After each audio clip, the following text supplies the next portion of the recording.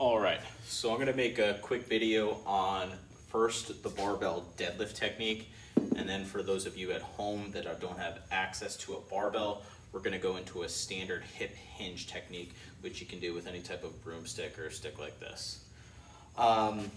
Before we go into the deadlift, what I wanna talk about is a little bit is joint angles, and really what differentiates the back squat to the deadlift. And one of the major things in my mind is the knee joint, right? So when we're squatting, as I made in my last video, I want us to get to a certain squat depth.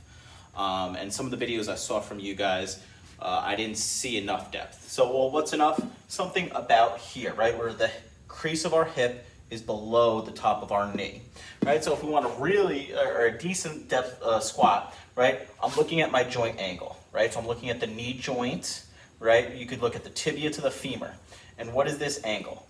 Well, it's less than 90 degrees. I don't know, maybe it's 70 degrees, 60 degrees, but much less than 90. And that's typically what we're looking for in a standard squat, whether it's a back squat, front squat, goblet squat. When we are performing the deadlift or the hip hinge, right, this joint angle is going to be significantly different, okay? So a standard deadlift or hip hinge position is going to look more like this. So once again, if you look at the knee joint, this angle is much larger, okay? So now we're looking at something like, I don't know, 130 degrees, 140 degrees. And again, that'll vary a little bit person to person, okay? But another major component is making sure that this is a big angle and that the knees and the shins are not translating too far forward on a deadlift or a hip hinge, okay? So that's a major distinction between the squat and the deadlift. All right, so I've got my barbell here with some 10-pound bumpers on the sides. What we're gonna do is, first we gotta step up to the bar. The cue that we use for the deadlift is to crowd the bar. Stand very close to the bar, right? If I'm standing up, I'm probably only about an inch away from the bar. My shins are about an inch away from the bar. In terms of width, barbells have what we call a knurling line. Typically, I tell people to keep their shins inside the knurling line. From there, I am going to, once I'm close, my stance is correct, I'm going to hinge down. I get my hips back, right? Hips come back, and then I'll probably bend my knees just a little bit on a standard barbell deadlift. And this is my rough starting position, okay? My hands are going to go just outside of my knees. I make sure my back is flat to slightly arched, something like this, right? And as we initiate the lift, I'm going to push the floor and stand up the weight.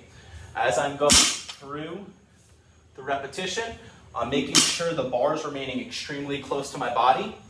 Every inch that the bar is away from the body, you're increasing the moment arm, right? And you're simply making physics work against you.